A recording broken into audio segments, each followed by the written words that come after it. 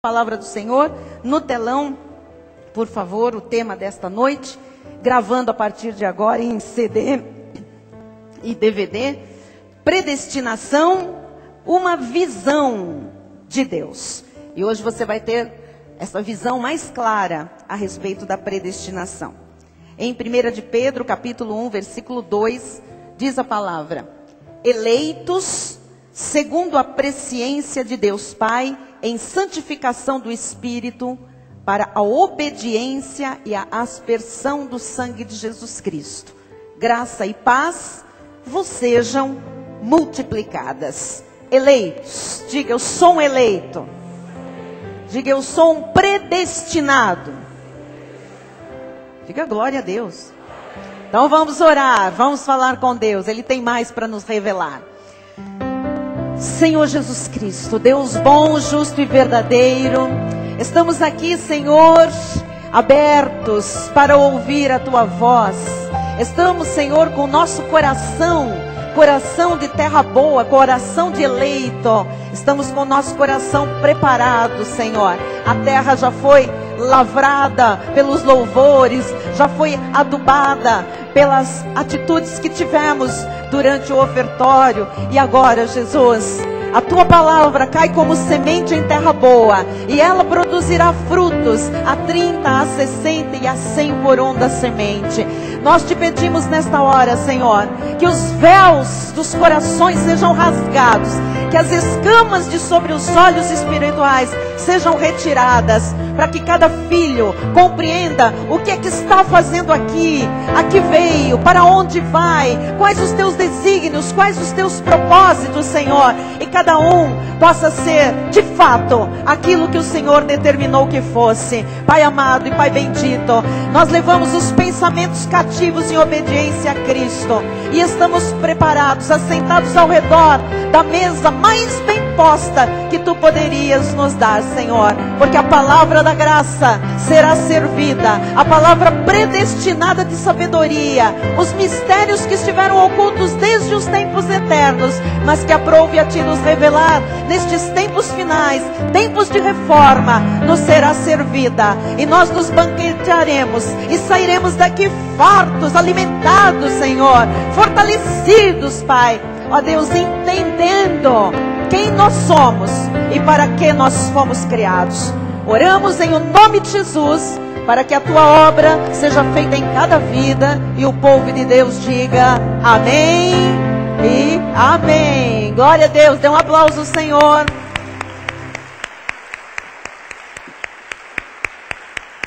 Amém. Meus irmãos amados, ovelhas preciosas de Jesus, povo de propriedade exclusiva de Deus. Desde domingo próximo passado, que nós estamos conhecendo com profundidade as nossas raízes espirituais. Na sua vida com Deus, não existem coincidências. Na sua vida e na minha vida com Deus, não existem acasos, não existem meras coincidências. Quem nós somos diante de Deus já é fato, já está determinado, já está predestinado. E nós somos, diz a Bíblia, um espírito que está revestido de pele e carne, ossos e tendões. Nossa verdadeira identidade é espiritual. Nós somos espíritos criados por Deus à sua imagem e semelhança desde antes da fundação do mundo. Para quem crê, é bom confessar, então diga assim: a minha identidade é espiritual. Diga, eu sou um espírito. Muito bem. Então nós vamos conhecer hoje alguns textos bíblicos, para que nós possamos entender para que razão nós estamos aqui. Para que nós possamos também saber, acima de tudo, que não houve na nossa ligação com Deus nenhum livre-arbítrio. Não houve na nossa ligação com Deus nenhum tipo de expressão ou movimentação da nossa carne. O apóstolo Paulo diz em Efésios 1, 3 a 5: Bendito o Deus e Pai de nosso Senhor Jesus Cristo, que nos tem abençoado com toda sorte de bênção espiritual nas regiões celestiais em Cristo. assim como nos escolheu nele, diga, eu sou escolhido. Quando? Antes da fundação do mundo, para sermos santos e irrepreensíveis perante ele. Mas não acaba. E em amor nos predestinou para ele, diga, eu sou predestinado. Para a adoção de filhos por meio de Jesus Cristo, segundo o beneplácito de sua vontade. Então, Deus nos escolheu e Deus nos abençoou para ele.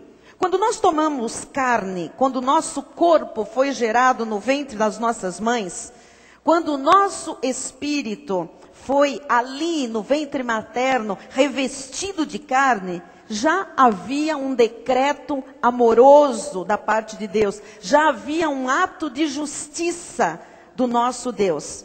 E estas verdades, quando você as conhece, e quanto mais você se aprofunda nestas verdades, elas geram segurança na vida. Elas geram estabilidade, elas geram convicção. Ninguém tira a convicção dada pelo Espírito Santo. E o Espírito Santo só pode dar convicção daquilo que é verdadeiro. Então, se Deus não tivesse exercido a sua soberana vontade, eu não poderia ser salva. Se Deus não tivesse exercido a sua soberania na sua vida, você não estaria aqui hoje. Então, estas verdades bíblicas sobre a predestinação, sobre a eleição, sobre a soberania de Deus, elas desqualificam qualquer velha doutrina, e em especial a velha doutrina diabólica chamada livre-arbítrio. Nunca mais fale na sua vida que você teve livre-arbítrio para a salvação. Nunca mais diga que você escolheu Jesus, que você abriu o coração para Jesus entrar, porque não é nada disso. Foi Jesus e não você que lhe predestinou para ele, segundo a sua boa vontade, segundo a sua vontade soberana.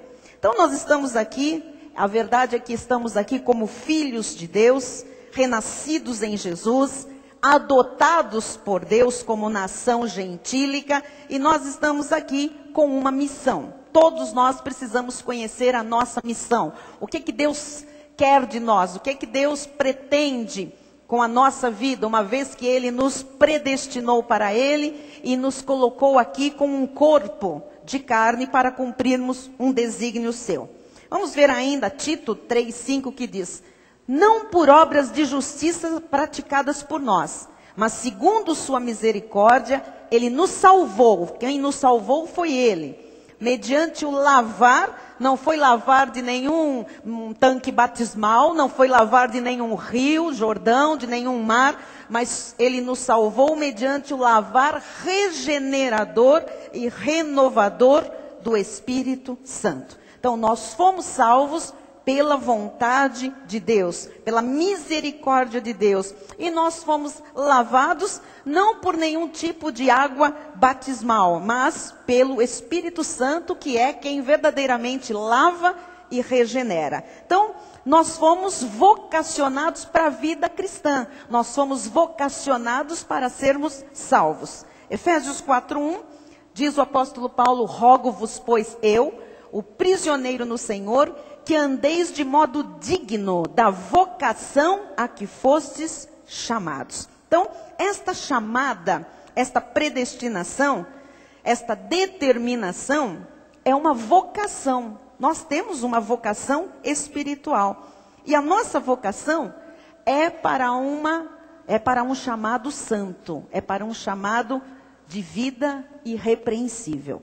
1 Coríntios 4:1 diz: assim, pois, importa que os homens nos considerem como ministros de Cristo e despenseiros dos mistérios de Deus. Então, dentro de você já existe uma despensa. E quanto mais Deus vai revelando mistérios, você vai sendo um despenseiro dos mistérios de Deus. Já existe uma área da sua vida que conhece os mistérios de Deus. Quanto mais cultos você frequenta, quanto mais o Espírito lhe revela as doutrinas da graça de Deus, os mistérios que estavam ocultos, mais a sua despensa interior é provida. Então você passa a ser visto como um despenseiro dos mistérios de Deus, um ministro de Cristo. Segundo aos Coríntios 3:6, diz que ele nos habilitou para sermos ministros de uma nova aliança.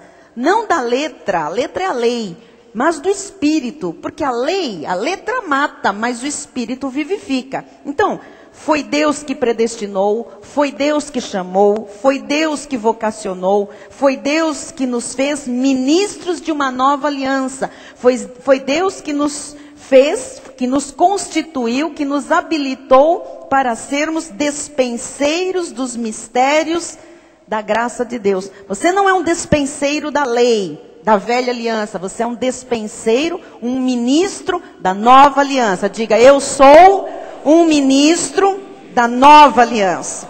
Isaías 46, 9 e 10 diz, lembrai-vos das coisas passadas da antiguidade, que eu sou Deus e não há outro. Não há outro Deus. Eu sou Deus e não há outro semelhante a mim. Que desde o princípio anuncio o que há de acontecer. E desde a antiguidade, as coisas que ainda não sucederam. Olha o que Deus diz. Um Deus que determina, que anuncia. O meu conselho permanecerá de pé. Farei toda a minha vontade. Estou lhe mostrando um Deus soberano. Um Deus todo-poderoso, um Deus que escolhe, que predestina, que vocaciona, que chama, que concede ministério, um Deus que revela mistérios, um Deus que lá atrás anuncia o que vai acontecer lá na frente, um Deus que fará toda a sua vontade. Este é o Deus da Bíblia Sagrada. Versículos 11 e 12 diz, que chama a ave de rapina desde o oriente, de uma terra longínqua, o homem do meu conselho. Olha o que Deus faz. Deus manda as aves irem de um lado para o outro. Você já viu aqueles PowerPoint, você já viu aquelas histórias no National Geographic, que as aves, elas imigram, elas voltam, é o inverno, é a parte do Oriente, vai para o Ocidente. É Deus quem determinou tudo isso. E ele diz, eu chamo a ave de rapina desde o Oriente, e de uma terra longínqua o homem do meu conselho. Deus foi lhe buscar onde você estava. Não importa se você estava numa terra longínqua, até em termos espirituais, oposta ao cristianismo, Deus foi lhe chamar. É Ele que chama. Eu o disse, eu também o cumprirei. Tomei este propósito, também o executarei. Ouvi-me vós, os que sois de obstinado coração, que estáis longe da justiça. Então, quando você lê estes textos, você percebe que o Deus da Bíblia, aquele que lhe amou, aquele que lhe criou em espírito, aquele que lhe predestinou, aquele que lhe chamou, aquele que lhe vocacionou, ele não é um mito, ele não é um Deus imaginário, ele não é uma estátua, ele não é um ídolo, ele é soberano. Diga, Deus é soberano. Por isso é que a presciência de Deus não é baseada na vontade humana. É Deus quem determina. Tudo que acontece é Deus que determina. O que vai acontecer também é Deus quem determina. Isto aqui tem que trazer paz para um filho de Deus. Tudo está determinado por um Deus soberano, na sua vida e na minha vida. Diga glória a Deus. Isso significa que o diabo não pode interferir num plano perfeito que Deus tem para você. Aliás, não pôde, por isso você está aqui hoje. Porque Deus é soberano, Deus é bom, Deus é justo. E aquilo que Ele determinou tem que acontecer. Então, nós não estamos aqui lidando com, me desculpem, mas eu tenho que falar, nós não estamos aqui lidando com São Judas Tadeu, ou com Nossa Senhora de Fátima, ou com uma padroeira que foi encontrada aí num rio, que nunca existiu, na verdade. Nós estamos lidando com um Deus criador, com aquele que um dia disse, haja luz, e simplesmente a luz surgiu. Aquele que diz, haja firmamento, disse isto, e o firmamento lá estava. Nós estamos lidando com aquele que diz, você é meu. Amém? Este é o Deus soberano. Glória a Deus. Aleluia.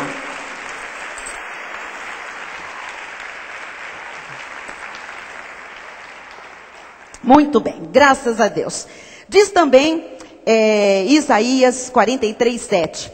A todos os que são chamados pelo meu nome, os que criei para minha glória e que formei e fiz. Quem é que é chamado pelo nome de Jesus Cristo? Ele diz que Ele criou você para a glória dEle. Ele formou você, Ele deu um corpo para você. e ele fez tudo isso. Diga, ele é soberano. Romanos 9:23 diz assim: a fim de que também desse a conhecer as riquezas da sua glória em vasos de misericórdia, que para a glória preparou de antemão. De antemão significa antes da fundação do mundo. Significa que antes de nós todos nascermos na carne, o Senhor já tinha preparado as nossas vidas para nós sermos vasos de misericórdia. Então diga, antes de eu nascer, na minha carne, Deus já havia me preparado em espírito para eu ser um vaso de misericórdia. Isaías 46, 3 e 4. Ouvi-me, ó casa de Jacó e todo o restante da casa de Israel. Vós, a quem desde o nascimento carrego e levo nos braços, desde o ventre materno. Deus já te carrega desde o ventre materno. Até a vossa velhice, eu serei o mesmo. E ainda até as cãs, cabelinhos brancos, mesmo que você pinte, eu vos carregarei. Já o tenho feito. Levar-vos-ei, pois carregar-vos-ei e vos salvarei. Então, a obra do Deus soberano que nos predestinou é uma obra completa. Começou antes da fundação do mundo. Ele já carregava você no ventre materno quando seu espírito foi revestido de carne. Ele conduziu você e ele lhe salvou. Amém? Então, se eu não sei destas verdades, eu vou duvidar dele. Eu vou achar num determinado momento difícil da minha vida que ele me abandona, que ele apaga o meu nome do livro da vida, que ele grita comigo, que ele fica bravo, não é? Que ele me manda para o inferno. Se eu não acredito nisso, eu estou frita, como a maioria dos nossos irmãos em Cristo estão aí fora. Olha que lindo Jeremias 1, 4 e 5. A mim me veio, pois, a palavra do Senhor dizendo: antes que eu te formasse no ventre materno, ô Jeremias, ô Antônio, ô Maria, ô Cristina, ô Célia, ô Celso, ô Mário, antes que eu te formasse no ventre materno, eu te conheci. Conheceu você antes da fundação do mundo em espírito. E antes que saísses da madre, antes que você nascesse, antes do parto, te consagrei e te constituí profeta às nações. Amados, Deus já tinha o plano todo pronto para mim e para você. Por um pouco de tempo, nós andamos por aí perdidos, perambulando. Mas o Senhor nos buscou, nos recolheu, nos chamou, porque nós não poderíamos, como ovelhas dele, viver perdidos para sempre. Amém? Então, nós vemos aqui um Deus soberano que nos chama, que nos consagra, que tem um plano perfeito de vitória para as nossas vidas. Nós viemos de Deus e para Deus nós vamos voltar. Atos 1, 16 a 19. Agora você vai ver alguém que não era de Deus e o que aconteceu. Irmãos, convinha que se cumprisse a escritura que o Espírito Santo proferiu anteriormente por boca de Davi, acerca de Judas o Iscariotes, que foi o guia daqueles que prenderam Jesus. Porque ele era contado entre nós e teve parte neste ministério. É Lucas que está escrevendo isso. Ora, este homem adquiriu um campo com o preço da iniquidade e precipitando-se, rompeu-se pelo meio e todas as suas entranhas se derramaram.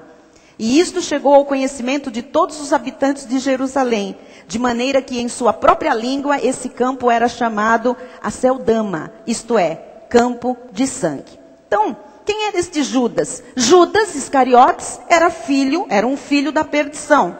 Ele fez parte do ministério de Jesus, porque na história bíblica era necessário que alguém traísse Jesus, para Jesus ser condenado, para Jesus morrer, para Jesus derramar o seu sangue e para que nós fôssemos salvos. Alguém tinha que fazer o serviço sujo. Ora, Deus não ia colocar um predestinado, um filho, uma ovelha preciosa dele para fazer isso. Então, lá no meio se infiltrou um filho da perdição. Deus levantou um filho do diabo e o colocou lá no meio dos discípulos com esse objetivo.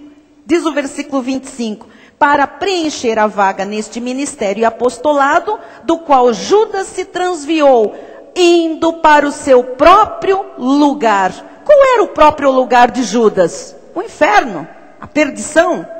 Qual é o nosso lugar, nós eleitos, escolhidos, quando nós partirmos? O seio de Abraão. E depois, as moradas celestiais que Jesus já foi nos preparar. Amém? Diga graças a Deus. Agora você vê que Judas foi para o seu próprio lugar. Ele era do inferno, ele era da perdição, e foi para lá que ele voltou. João 17:12 diz: quando eu estava com eles, guardava-os no teu nome que me deste, e protegi-os, e nenhum deles se perdeu, exceto o filho da perdição, para que se cumprisse a escritura, viu? Judas era filho da perdição, ia se perder, tinha que o trair para se cumprir a escritura. Estava determinado que Jesus seria traído, e ele seria traído, logicamente, não por um dele, um filho da perdição. Então, nenhum salvo pode se perder. Olha, guardei-os no teu nome que me deste, protegi-os, nenhum deles se perdeu, nenhum filho de Deus pode se perder. Judas não se perdeu, amado, ele já era perdido, ele já era filho do diabo. Isaías 41:4. Quem fez e executou tudo isso? Aquele que desde o princípio tem chamado as gerações à existência. Eu, o Senhor, o primeiro, e com os últimos, eu mesmo. Então, Deus é quem chama à existência as gerações. Deus é quem fala quem pode nascer. Deus é quem chama à existência pessoas. Quando Deus chama alguém, essa pessoa não pode resistir. Quando Deus chama gerações à existência, gerações vêm à existência, pessoas têm que nascer.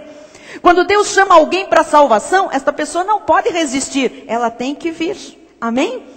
Porque esse Deus que a lei inventou, esse Deus que bate na portinha do coração e que pede por favor para o homem abrir para ele entrar, este Deus não é o Deus da Bíblia Sagrada.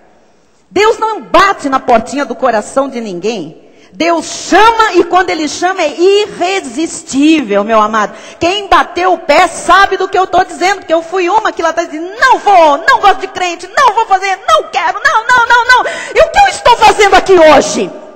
Eu estou provando que a chamada de Deus é irresistível. Quando Ele diz, é agora menina, é agora menino, ninguém pode resistir.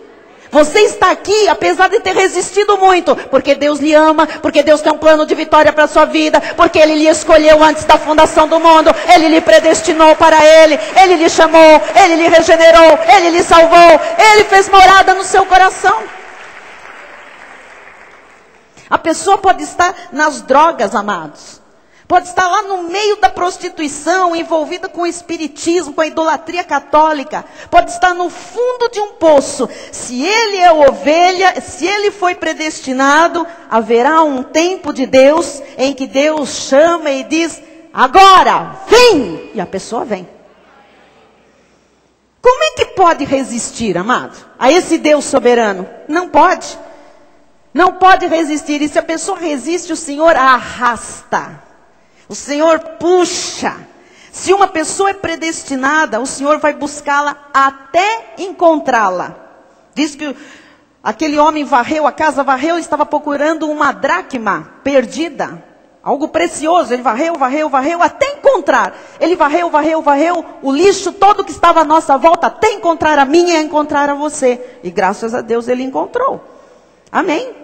Cada um de nós tem a história do seu testemunho. Você tem a sua história? Onde você estava quando Jesus foi te buscar? Ele encontrou. Graças a Deus. João 6, 44, 65. Ninguém pode vir a mim se o Pai que me enviou não o trouxer. E eu o ressuscitarei no último dia. Olha, amado, se Deus não traz, e no original grego a tradução é se Deus não o arrastar. Tem gente que vem pela dor, mas que vem. E Deus arrasta. Porque a pessoa às vezes está lá num buraco negro, cheio de dor, chorando, numa miséria, e diz, não quero, não vou. E Deus diz, vai sim, porque não foi essa vida que eu preparei para você, e não morri na cruz para você ser um miserável. Você é meu filho, você tem direito à minha herança nesta terra, então você vai vir sim. E às vezes vem aos pedaços, aos trancos, com um pé de chinelo, outro sem, mas vem. Versículo 65. E prosseguiu: por causa disto é que vos tenho dito, ninguém poderá vir a mim, se pelo Pai não lhe for concedido. O Pai diz, vai, tem que ir para Jesus. Amém? Salmo 65, 4. Bem-aventurado aquele a quem escolhes e aproximas de ti. Ele é que escolhe. Ele é que aproxima. Ele é que chama. Ele que traz você para perto dele. Para que assista nos teus átrios. Ele é que traz para a igreja. Ficaremos satisfeitos com a bondade de tua casa. Depois que veio aqui, aí, Senhor, Depois que foi arrastado, aí fica satisfeito com a bondade da casa de Deus, o teu santo templo. Bem-aventurado a quem escolhes e aproximas de ti. Quem aqui é bem-aventurado? Diga, eu sou feliz, diga, amém. É Ele que escolhe, que predestina, depois aproxima, Ele traz a igreja para que assista nos seus átrios. Uma pessoa que hoje é salva e está na igreja, não está aqui porque esta pessoa quis. Ela está porque Deus determinou que estivesse. Judas 4. Esse Judas aqui não é o Iscariotes lá que se enforcou e as entranhas saíram todas. Esse aqui é o irmão de Jesus, tá? Pois certos indivíduos se introduziram com dissimulação, os quais desde muito foram antecipadamente pronunciados para esta condenação. Homens ímpios que transformam em libertinagem a graça de nosso Deus e negam o nosso único soberano e Senhor, Jesus Cristo. Então, alguém que transforma a graça em libertinagem, que nega a palavra, não pode ser de Deus, só pode ser ímpio. Eu pergunto, alguém aqui transforma a graça em libertinagem? Transforma? Você transforma a graça em libertinagem? Então você não é ímpio, você é um eleito de Deus, você é uma pedra que vive, você é um justo. O ímpio é que transforma em libertinagem a graça, e ele nega Jesus com as suas atitudes, ainda que ele fale que é de Jesus com a sua boca. Quem negar a soberania de Deus, quem nega que Jesus é o único, que Ele é o Senhor, não é salvo. Criou-se uma doutrina fantasmagórica chamada livre-arbítrio, em que o homem aceita se quiser Jesus ou renuncia se ele quiser. Não existe na obra de Deus, à luz da Bíblia, sequer a expressão livre-arbítrio. Judas 18 e 19, 18. Os quais vos diziam, no último tempo haverá escarnecedores, andando segundo as suas ímpias paixões. São esses os que promovem divisões, sensuais, que não têm o Espírito. Então, aqueles que não têm o Espírito é que promovem divisões, que são sensuais, que gostam de, chamar a atenção, de seduzir pessoas. Esses não têm o Espírito, são ímpios. Versículo 20. Vós, porém, amados, edificando-vos na vossa fé santíssima, orando no Espírito Santo. Veja a diferença entre quem é predestinado, quem é chamado e quem não é. Você percebe a diferença? Muita diferença, não é? Quando você vira uma pessoa que só cria divisões, e eu estou dizendo agora até dentro da obra de Deus, uma pessoa que só é sensual, só arruma confusão, divide, né? Você tem que ficar atento, porque você está diante de uma pessoa que não é salva. Se é para salvação, ainda não está em Cristo. Ainda está com comportamento como ímpio, porque não tem o Espírito Santo. Quem tem o Espírito Santo não causa divisão, não é sensual. Filipenses 1,6. Estou plenamente certo de que aquele que começou boa obra em vós, há de completá-la até o dia de Cristo Jesus. Amados, qual é a melhor obra que Deus poderia ter feito na nossa vida? Qual a melhor obra que Ele poderia ter feito? A nossa salvação. Diga, a minha salvação é a maior e melhor obra que Deus poderia fazer em minha vida. Agora a Bíblia diz que Ele começou e Ele vai terminar, Ele vai completar. Filipenses 2,13. Porque Deus é quem efetua em vós tanto querer como realizar, segundo a sua boa vontade. Então é a vontade de Deus que realiza o querer nas nossas vidas. Quando uma pessoa quer vir para a igreja, já é o querer de Deus, a vontade de Deus que faz ela querer. E aí Ele realiza, Ele coloca o lugar certo, planta a pessoa no ministério. Quem é que me fez hoje tomar banho, botar minha roupa, me arrumar, me preparar para vir à igreja? O querer de Deus. Porque a minha carne Queria dormir, queria ficar em casa, a chuva, às vezes um mal-estar, não sei o quê. Quem é que faz você querer vir levantar as mãos e dizer, eu sou teu, Senhor, eu te pertenço, meu prazer é te louvar, eu quero ouvir a tua voz, eu dependo desta palavra, desta comida para viver a minha semana. Amado, só Deus pode colocar esse querer no nosso coração. Amém? Isso é a vontade de Deus. Quem faz você cooperar financeiramente? Quem é que faz você dizimar, ofertar na casa de Deus? A vontade de Deus, é o querer de Deus. Salmo 132, 13 e 14. Pois o Senhor escolheu a Sião, a igreja, preferiu-a por sua morada. Queria lhe informar que Deus está aqui. Este é para sempre o lugar do meu repouso. Aqui habitarei, pois o preferi. Deus habita neste lugar. Deus já escolheu este lugar para se manifestar. Deus escolheu estar aqui. Deus ama este lugar por nossa causa. Porque Ele nos reuniu em família. Então, nós somos parte da igreja. Por quê, bispa? Porque Deus quis. Foi Ele que nos elegeu, que nos predestinou, foi Ele que nos chamou, foi Ele que nos transformou em templo do Espírito Santo. Ele fez morada em nós, Ele quis fazer desta forma. Isaías 14, 24 diz, jurou o Senhor dos Exércitos dizendo, como pensei, assim sucederá. E como determinei, assim se efetuará. Este é o Deus soberano desta igreja. Não é um Deus que com meia dúzia de jejum vira bandeira. Faz o que o homem quer. Não, Ele diz, como eu pensei, é que vai ser. Como eu determinei, é que vai acontecer, que vai se suceder. Amém? Versículos 26 e 27. Este é o desígnio que se formou concernente a toda a terra. E esta é a mão que está estendida sobre todas as nações. Porque o Senhor dos Exércitos o determinou. Quem, pois, o invalidará? A sua mão está estendida. Quem, pois, a fará voltar atrás? Isto aqui está lhe dando segurança. Você está vendo um Deus que é determinado, que não volta atrás, um Deus que determinou todas as coisas? Quando o Senhor determina algo, nada invalida. E Ele determinou a bênção sobre a sua vida. Então nada nem ninguém pode invalidar aquela bênção que Deus determinou. Amado, o mundo inteiro pode se voltar contra você. Saiba que você vai prevalecer. Você está conhecendo os mistérios da vontade de Deus. Para quê? Para que a graça de Deus lhe seja revelada.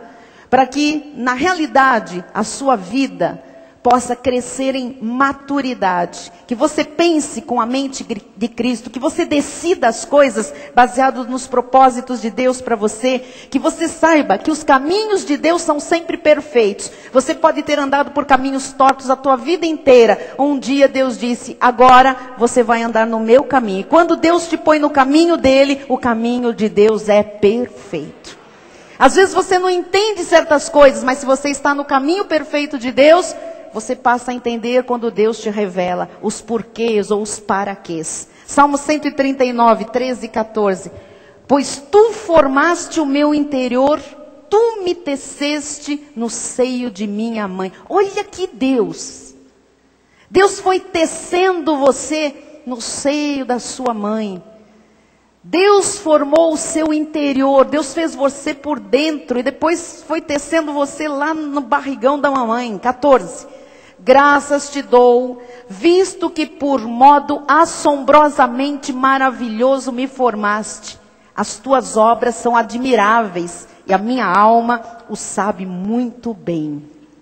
Eu quero que você ame esta palavra. Eu quero que você ame este Deus, amado, que fez você, que teceu você, sabe, de um modo assombrosamente maravilhoso. Você não pode estar aqui hoje achando que você está num outro, tanto faz estar num outro, tanto faz, ou tanto faria estar num outro lugar. Você está conhecendo Deus como verdadeiramente Ele é.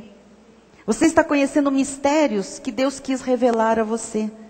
Eu quero que você ame estar dentro desta igreja. Que você ame esta igreja desta forma, de lhe revelar mistérios. Um ministério que lhe fala a verdade de Deus.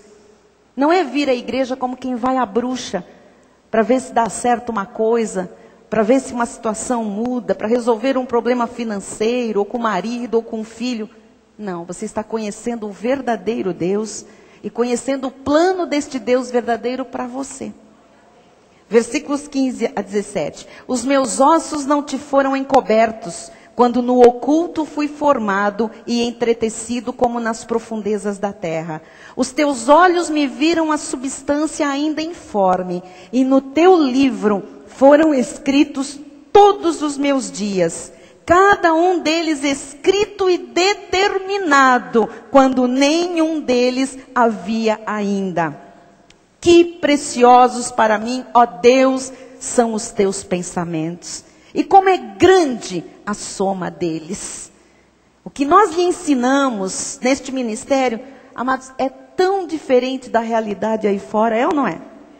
Totalmente diferente. Aí fora, nesta hora, devem estar dizendo, venha pegar o lencinho, venha pegar o sabonete de arruda, o pente da salvação, passe na poça do leite, passe debaixo do arco sagrado, vá lá, tem 318 para botar a mão na sua cabeça e lhe encebar o cabelo. Amado, tem de tudo acontecendo aí fora, você tem que perceber a diferença, porque Deus lhe trouxe para cá. O que é que Deus quer realmente com a sua vida?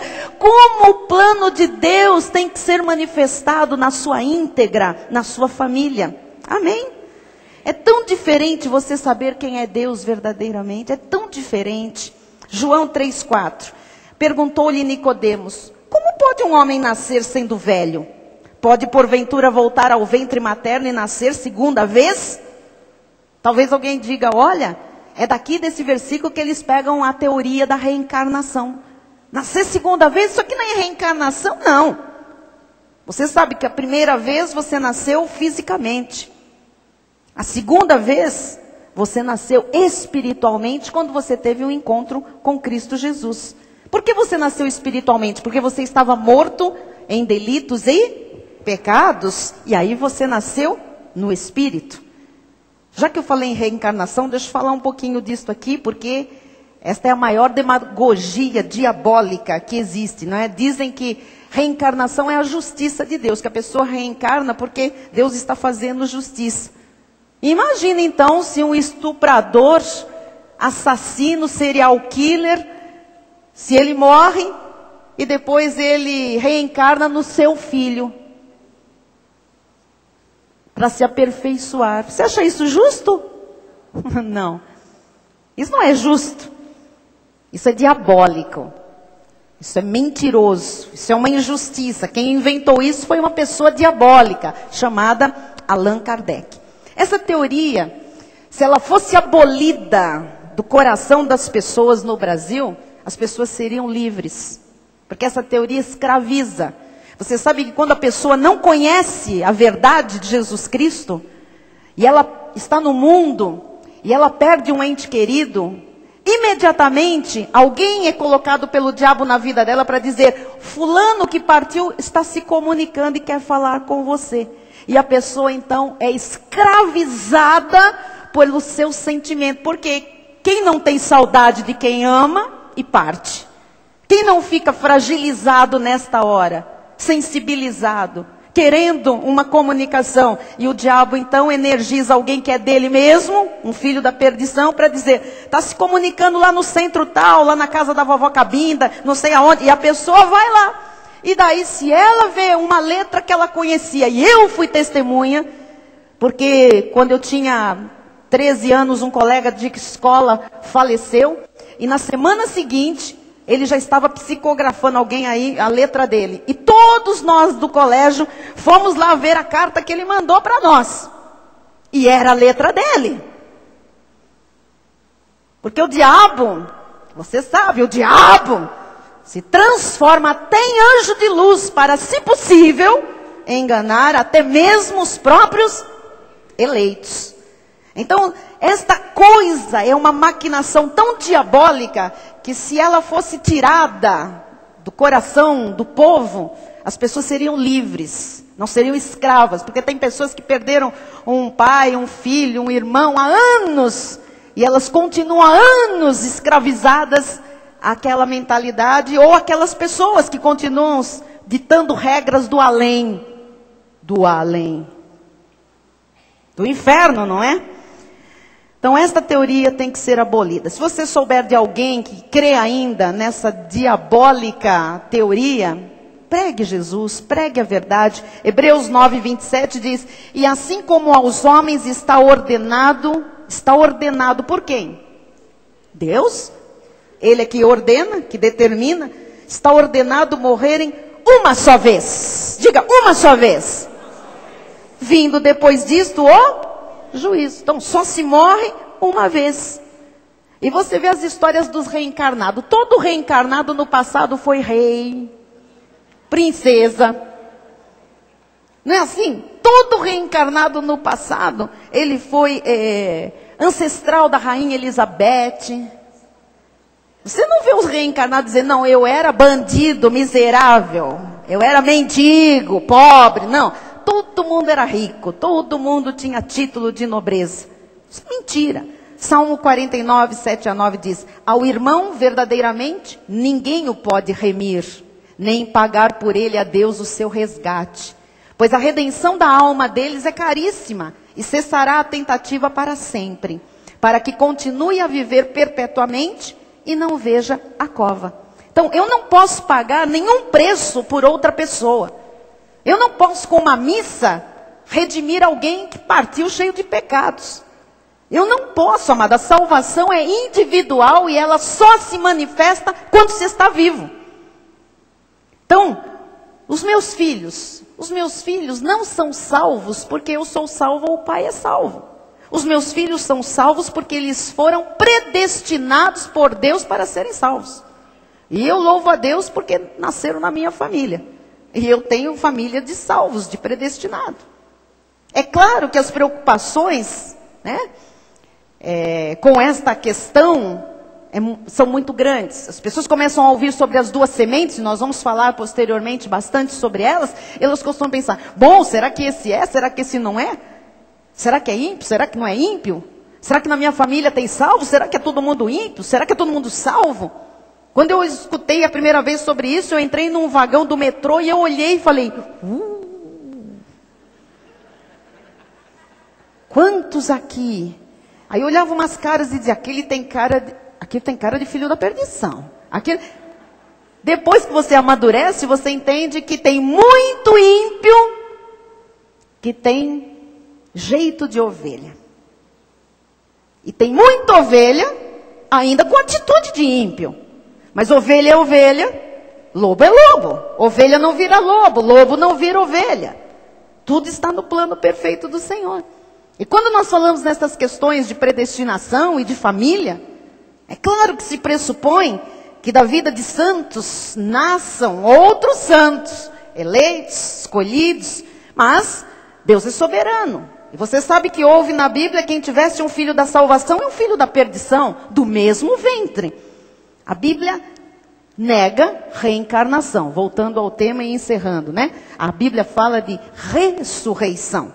Reencarnação seria uma pessoa morrer e ela voltar em outra vida com outro nome, mas a mesma, né? Voltar em outra pessoa. Ressurreição não tem que voltar. É a mesma pessoa que revive. Amém? Que é vivificada. 1 Coríntios 15, 12 diz, ora, se é corrente pregar-se que Cristo ressuscitou dentre os mortos, como, pois, afirmam alguns dentre vós que não há ressurreição de mortos? Então, ressurreição é a mesma pessoa reviver para Deus depois de morta. Isso é ressurreição. Versículos 13 a 19. E se não há ressurreição de mortos, então Cristo não ressuscitou. E se Cristo não ressuscitou, é vã a nossa pregação e vã a nossa fé. E somos tidos por falsas testemunhas de Deus, porque temos asseverado contra Deus que Ele ressuscitou a Cristo, ao qual Ele não ressuscitou, se é certo que os mortos não ressuscitam. Porque se os mortos não ressuscitam, também Cristo não ressuscitou. E se Cristo não ressuscitou, é vã a vossa fé, e ainda permaneceis nos vossos pecados. E ainda mais, os que dormiram em Cristo pereceram. Quer dizer, todos aqueles crentes que morreram estão no inferno. Se a nossa esperança em Cristo se limita apenas a esta vida, somos os mais infelizes de todos os homens. Então nós estamos falando de ressurreição. Todos nós Vamos ressuscitar para Deus em Cristo Jesus. Nós mesmos. Amém? João 3:3. A isto respondeu Jesus: em verdade te digo, que se alguém não nascer de novo, não pode ver o reino de Deus. Nascer de novo. Outro versículo pinçado para falar, olha aí, tem que reencarnar. Nascer de novo é nascer espiritualmente. É nascer para a vida cristã em Cristo Jesus. João 1:19-23. Este foi o testemunho de João quando os judeus lhe enviaram a Jerusalém sacerdotes e levitas para lhe perguntarem: quem és tu? Porque as pessoas falam que há um texto no livro de João que afirmavam que ele era Elias. E ele diz, Jesus depois diz, já digo que Elias já veio, vocês não conheceram. E as pessoas dizem, João era a reencarnação do profeta Elias. Ele era um reencarnado. Então, este foi o testemunho de João, o João Batista. Quando os judeus lhe enviaram de Jerusalém sacerdotes e levitas para lhe perguntarem, o que os judeus foram perguntar para João? Quem és tu, João? O Batista, aquele que batizava lá. Ele confessou e não negou. Confessou. Eu não sou o Cristo. Então veja, o que acontece depois? Então lhe perguntaram, quem és, pois? És tu Elias? Eles achavam que ele podia ser uma reencarnação de Elias. Ele disse, não sou. És tu o profeta? Fala que você é a reencarnação de Elias, porque você fala coisas que Elias falou. Você voltou, Elias foi arrebatado num carro de fogo. Você não é o Elias? Ele diz, não. Disseram-lhe, pois, declara-nos quem és, para que demos resposta àqueles que nos enviaram. Que dizes a respeito de ti mesmo? Então ele respondeu, eu sou a voz do que clama no deserto. Endireitarei o caminho do Senhor, como disse o profeta Isaías. Estava profetizado a respeito de João Batista, lá no livro do profeta Isaías. Ele não era nenhuma encarnação de Elias ou de qualquer outro profeta. Hebreus 2,14 diz, visto, pois, que os filhos têm participação comum de carne e sangue. Então, quem é filho de Deus, foi criado em espírito antes da fundação do mundo, tem que vir a esta terra para participar de carne e sangue. Todos os filhos de Deus, criados em espírito, têm que ganhar um corpo. E tem que vir aqui cumprir uma missão. Tem um desígnio de Deus aqui na terra. Vocês estão entendendo? Amém? Jó 10:11. De pele e carne me vestiste. Quem era Jó? Um espírito que foi vestido de pele e carne, de ossos e tendões, ele foi entretecido. Ele sabia qual era a sua verdadeira identidade. Ele foi vestido, seu espírito foi vestido de um corpo. Jó 38:4-7. Ele sabia isso porque o Senhor perguntou para ele, onde estavas tu, Jó? O Senhor está perguntando para você hoje, onde você estava, João?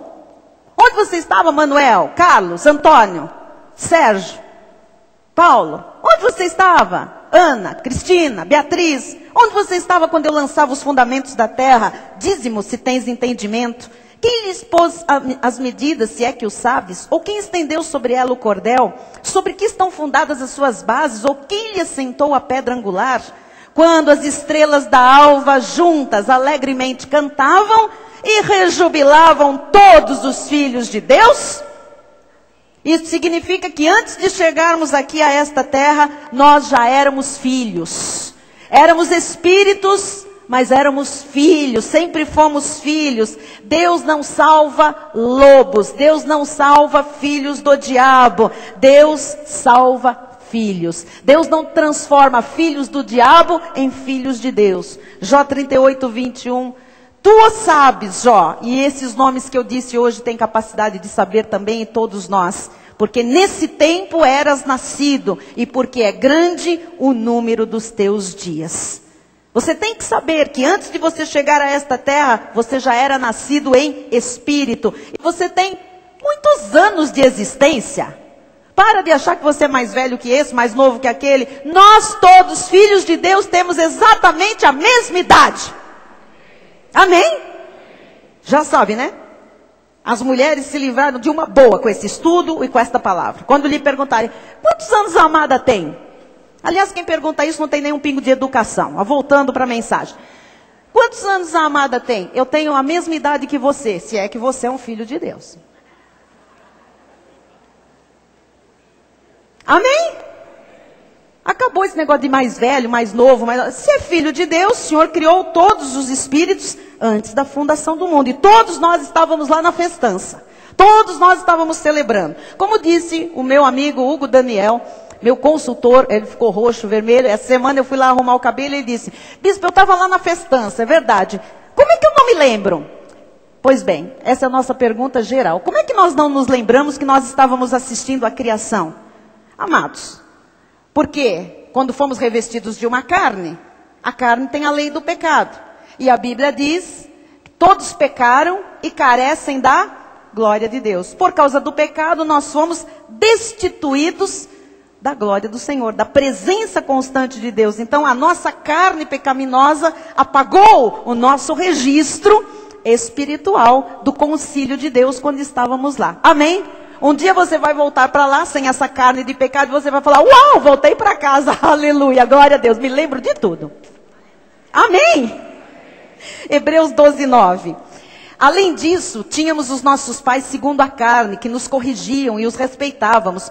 Não havemos de estar em muito maior submissão ao Pai espiritual. Em algumas Bíblias está escrito: ao Pai dos Espíritos, e então viveremos? Veja, Deus é o Pai dos Espíritos, é o Pai espiritual. Pai dos Espíritos. Que Espíritos, bispa? Dos nossos. Nós saímos dele. Ele é o nosso Pai. Por isso, nós somos espíritos predestinados. Nós somos criados à imagem e semelhança de Deus. Ele é o Pai dos nossos espíritos. Então, não fui eu que me fiz crente, nem você que se fez crente. Foi o Pai do meu espírito, o Pai do seu espírito, Deus, que nos gerou para... Diga amém. Diga: o meu espírito tem um Pai. É o Senhor. Você crê nisso? Versículo 23. A igreja dos primogênitos arrolados nos céus, e a Deus, o juiz de todos, e aos espíritos dos justos aperfeiçoados. Nós estamos aqui porque nós fomos arrolados no céu. No rolo do livro da vida já constava o meu nome e o seu nome. Arrolados, porque a visão naquela época era de livros na forma de rolos. Então os nossos nomes foram escritos nos rolos da vida, o livro da vida, no livro da vida. Os nossos nomes estavam arrolados nos céus. Amém? A graça é ou não é reveladora? Ela evidencia desde o Velho Testamento até o Novo Testamento. Ela vai confirmando na sua totalidade a nossa predestinação. Você vai, com esse entendimento, poder ler qualquer texto da Bíblia, em qualquer livro, e quando houver ali evidências da predestinação, você vai dizer: uau, olha aqui. Porque a predestinação é a doutrina que é a coluna vertebral de toda a Bíblia. Se você não entende predestinação, fica tudo quebrado, tudo desencaixado. Você vai achar que há incoerência, e não há.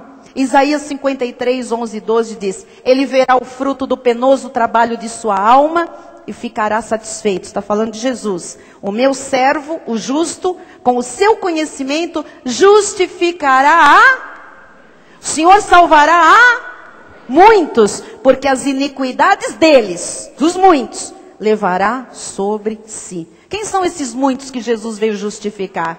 Os predestinados, nós, graças a Deus.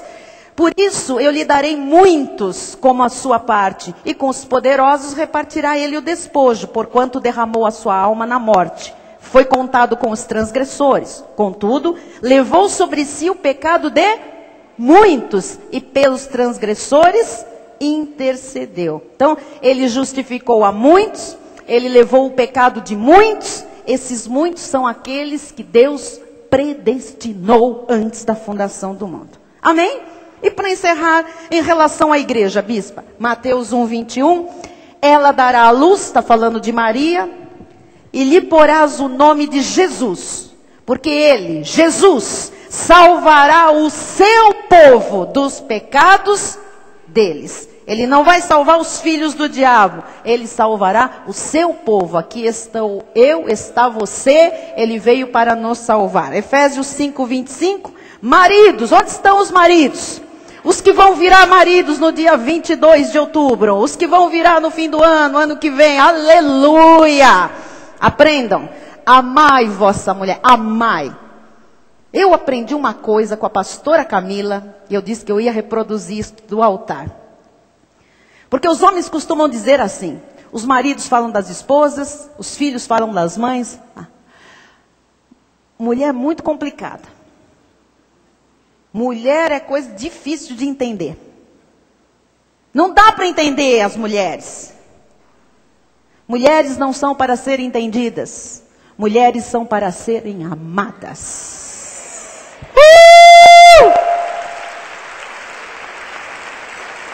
Quero ouvir os homens dizendo aleluia.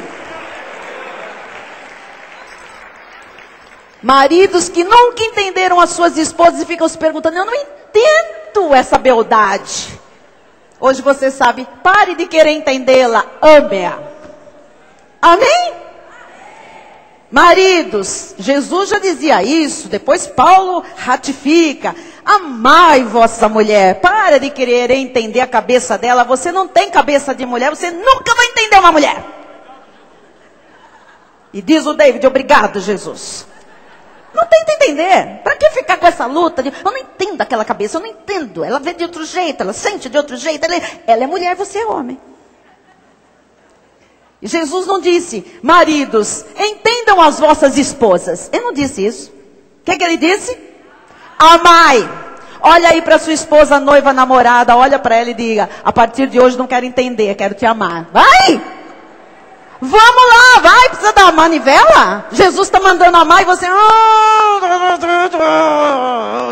Jesus está mandando. Se você sair por aquela porta, Jesus te mandou amar e você não ama... Porque o catacomba... Nada disso. Você não vai dormir. Vai sonhar com a bispa. Se você sonhar comigo, já sabe, é para amar sua esposa. Amai vossa mulher, como também Cristo amou a igreja e a si mesmo se entregou por... Então o marido se entrega e ponto final. Não questiona, se entrega. Não questiona, se entrega. Isso é amor. Amor não tem... Se Jesus questionasse, amados, os pecadores, ele não tinha se entregue. Ele não questionou nada. Ele disse, eu amo, vou me entregar pela minha igreja. Agora voltando ao texto da pregação. Ele se entregou pela igreja. Amém? Pelos seus, pelos eleitos, pelos predestinados. João 10:11. Eu sou o bom pastor. O bom pastor dá a vida pelas... não dá vida pelos lobos, dá vida pelas... Deuteronômio 10:15. Tão somente o Senhor se afeiçoou a teus pais para os amar. A vós outros, descendentes deles, escolheu de todos os povos, como hoje se vê. De todos os povos, Deus tem escolhidos.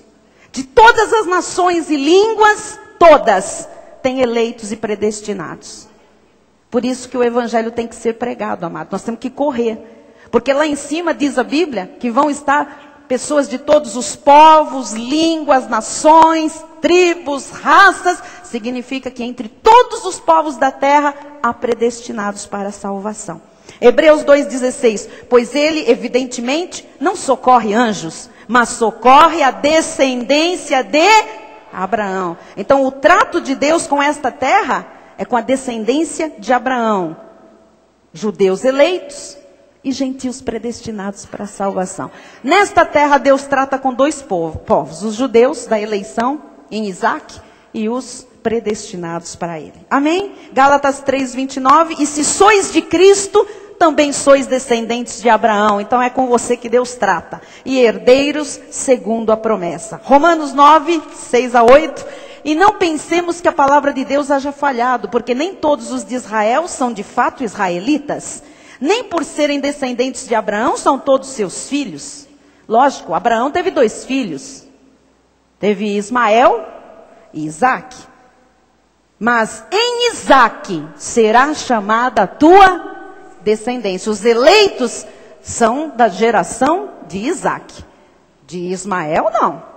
Isto é, estes filhos de Deus não são propriamente os da carne, mas devem ser considerados como descendência os filhos da promessa.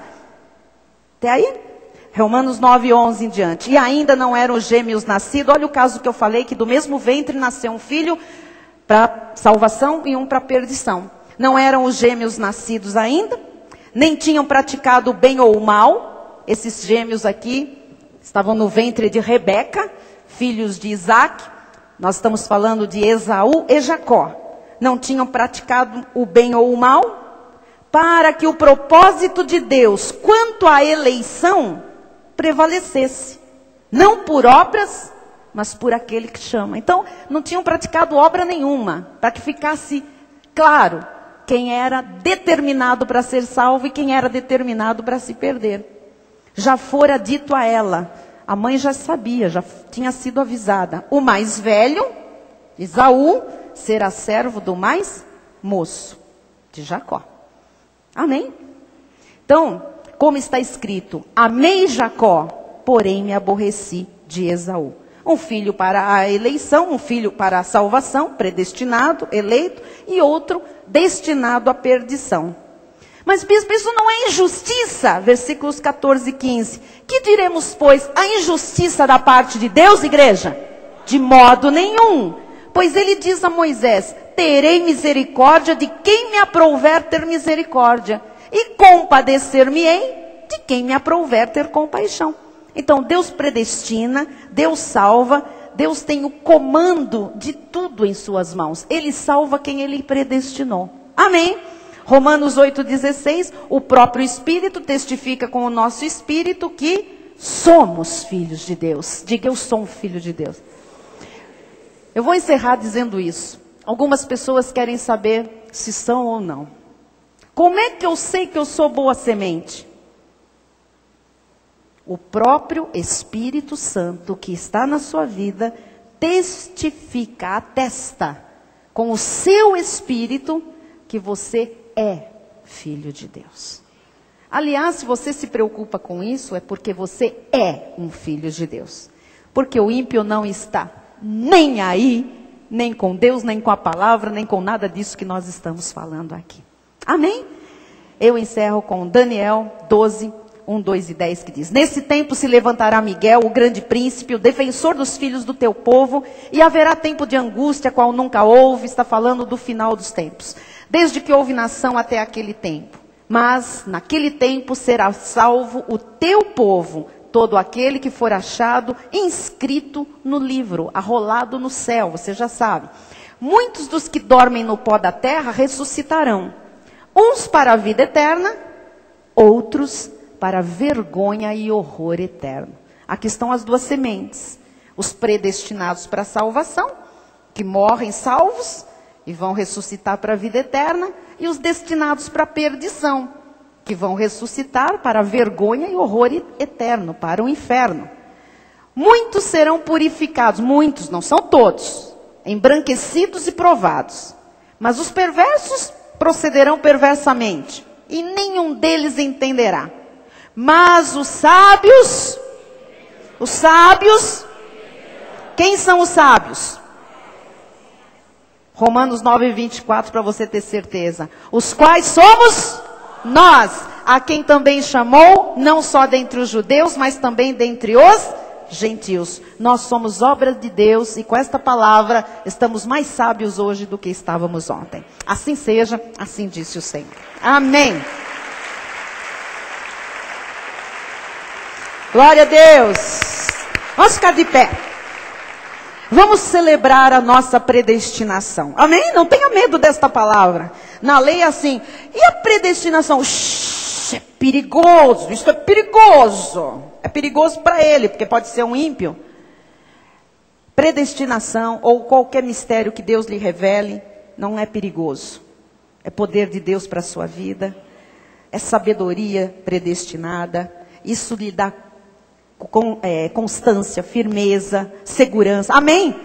Você sabe, a pessoa que está do seu lado é um predestinado. Deus tem um plano de vitória nessa vida. Olhe para esta vida e diga: Deus tem um plano de vitória para você. Diga: este plano começou antes da fundação do mundo. Diga: estávamos lá no concílio, na festança da criação, glorificando a Deus. Aleluia. Glória a Deus. Vamos orar. Você acha que o Deus que te predestinou, que te chamou, que te regenerou, glorificou, escolheu você para morar, o Deus que estabeleceu um plano para a sua vida, o Deus que lhe buscou lá das extremidades da terra, sei lá onde você estava, dos antros mais estranhos, o Deus que está lhe revelando esses mistérios que estavam ocultos, você acha que esse Deus vai permitir que o diabo alcance vantagem sobre a sua vida? Então pense, como é que será essa semana que está se iniciando? Como será a sua semana, meu amado, como será? Ou essa palavra faz diferença na sua vida, ou então vai pegar o lencinho lá com o suor. Essa palavra faz diferença na sua vida? Quando você acordar segunda-feira, né? Oh, segunda-feira de um eleito, de um predestinado. É um soberano Deus que cuida de mim. Ele começou a boa obra, Ele vai completá-la. Eu estou no meio do plano perfeito e vitorioso de Deus. Você viu que semana que você vai ter? Assuma a sua posição espiritual. Glória a Deus. Meninos, vamos tocar. Vocês estão me olhando aí porque a semana vai ser... fica todo mundo, até só a pastora Silmara que está a posto. Cadê o povo aqui de cima? Ô, gente, já deviam estar aqui louvando a Deus pela predestinação. Vamos lá, vamos lá. Dá a mão para quem está ao seu lado. Dá a mão para quem está ao seu lado. Vai morar no céu. Não gosto de dar a mão. Ih, no céu vai morar apinhado então. Dá a mão, amado. Dá a mão, dá a mão, dá a mão, dá a mão. Nós somos o povo que ama, nós somos o povo que entende. Isso aqui não é missa não, desculpa, com todo respeito. Aqui não é o galpão lá, que você foi pegar a rosa ungida. A pessoa que está do seu lado tem um plano de Deus para estar aí, você também. Temos que nos olhar nos olhos, nos amar. Somos família de Deus na terra. Deixe cair as barreiras, as diferenças. Vamos amar, amados, para isso. Nós somos cristãos, por isso somos cristãos. Senhor Jesus, quem está do nosso lado, Senhor, é um predestinado, é um eleito, assim como nós. Por isso estamos todos aqui num plano perfeitamente arquitetado pelo soberano Deus. Nada está fora do teu controle, Senhor. Tudo, até o que eu não entendo, está dentro dos teus planos. E toda situação contrária há de cooperar para o meu bem. Nós todos estamos aqui cumprindo a desígnios, propósitos, bem estabelecidos por ti, pré-ordenados, pré-determinados, porque somos teus, criados para a tua honra, teu louvor, tua glória. E agora, como família bendita nesta terra, de mãos dadas com o meu irmão em Cristo, a minha irmã em Cristo, eu vou declarar a bênção manifestada na nossa vida, na nossa família, na nossa igreja, nesta semana que se inicia. Somos um no Senhor. Ninguém poderá nos separar do teu amor, nem de nós. Por isso agora, Senhor, como um abençoador que sou, eu me torno tua boca nesta terra e abençoo a semana que se inicia, do meu irmão da direita, do meu irmão da esquerda. A minha semana, eu levo a tua bênção por onde quer que eu vá, e nada, nem ninguém poderá impedir o teu agir em mim. Eu me declaro e declaro os meus irmãos em perfeita vitória para a glória de Deus. Amém e amém. Glória a Deus. Glória a Deus. Dê um sorriso. Você é da graça de Deus. Dê um sorriso. Mostra esses dentes aí. Bispo, eu não tenho. Não tem problema. Mostra o vão aí. Vamos lá, em nome de Jesus. Sorria, meu amado. Deus estabeleceu um plano para você maravilhoso. Por isso você está aqui agora. Bispo Rai, Bispo Rai. Graças a Deus. Senhor Deus e Pai Todo-Poderoso, nós te louvamos e te agradecemos por esta noite. Obrigado por essa palavra. Obrigado pela nossa predestinação. Desde antes da fundação do mundo, somos vasos de misericórdia, vasos de honra, ó Deus, predestinados para a salvação. Obrigado, ó Pai, pelas nossas mentes iluminadas. Obrigado pela tua graça sobre graça. Obrigado por essa palavra que nos sustenta, que nos dá força, que nos renova, Jesus, Amém, através das tuas misericórdias. Sim, Jesus. Obrigado, Jesus, porque nós manifestamos o teu bom perfume, Jesus. Amém. Aonde quer que nós estamos, aonde quer que nós estivermos, assim será, para a honra e para a tua glória. Amém. Iniciamos essa semana, Jesus, na força do teu poder. Sim, declaramos, Jesus, que nós precisamos de ti, ó Pai. Sim. Precisamos do teu amor manifesto. Dependemos precisamos de ti, da tua Senhor. graça, Jesus, para vencermos todos os nossos inimigos, vencermos Amém. todas as nossas batalhas. E já declaramos que assim será, Para a em glória nome do e Senhor. para a glória do nosso Amém. Deus. Por Aleluia. isso nós declaramos que o amor de Deus, Nós vamos que orar. excede todo o entendimento, Amém, amém. guardará os nossos corações e a vida da pastora Jaqueline, em nome de Jesus, para quem nós vamos orar nesse momento. Glória a Deus. Estenda sua mão na direção da nossa. Quem ama a pastora Jaqueline? Glória a Deus. Amém. A igreja te ama, eu te amo também. Pastora Jaqueline é minha irmã em Cristo, cunhada, irmã mesmo. E é sustentação da minha vida Amém. e deste ministério. Glória a Deus. Se você a ama e entende os desígnios de Deus, mande virtudes para ela agora. Senhor Deus, nós te agradecemos pela vida da pastora Jaqueline, uma das fundadoras desse ministério, uma vida preciosa que o Senhor usou e tem usado para que a tua glória seja manifesta, Jesus, no seio desta igreja que foi levantada por ti.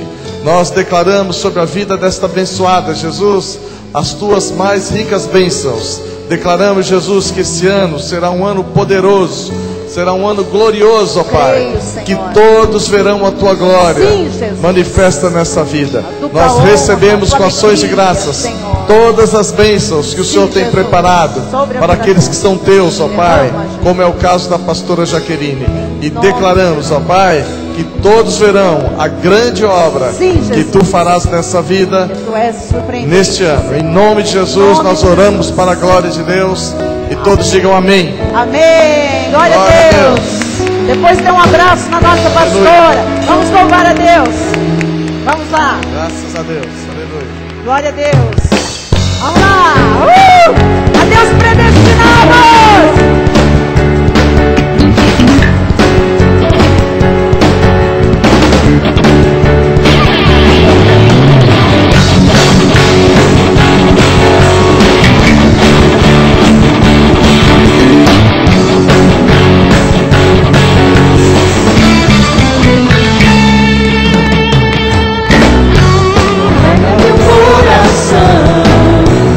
Continua a estar o teu Deus.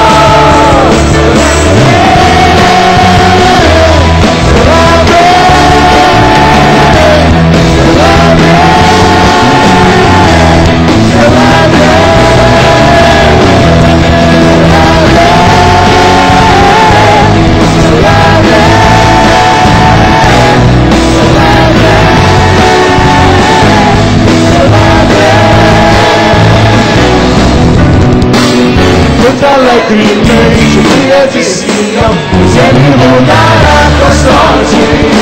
Com pratos de vitória, saltos de alegria, diante do Senhor. Canta alegremente, filha de Sião, pois Ele mudará tua sorte.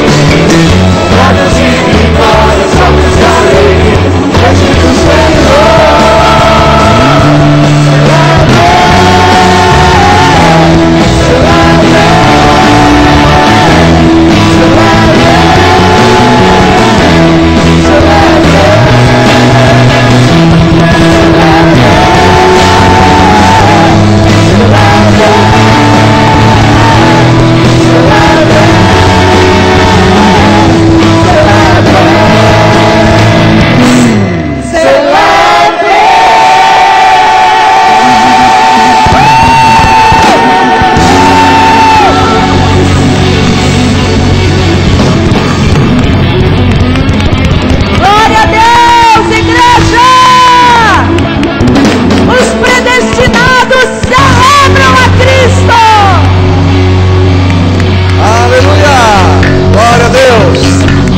A sua mão na direção do altar. A graça, a paz e as misericórdias do nosso Senhor e Salvador Jesus Cristo, o amor de Deus e as doces consolações do Espírito Santo serão constantes e permanentes na vida de todos nós. E os que recebem essa palavra em seu coração digam amém. Amém. Glória a Amém. Deus. Dê um abraço aí no seu irmão. Diga: predestinado, predestinado, eleito, amado de Deus. Que Deus manifeste a semana da glória na sua vida. Aleluia. Tchau. Tchau.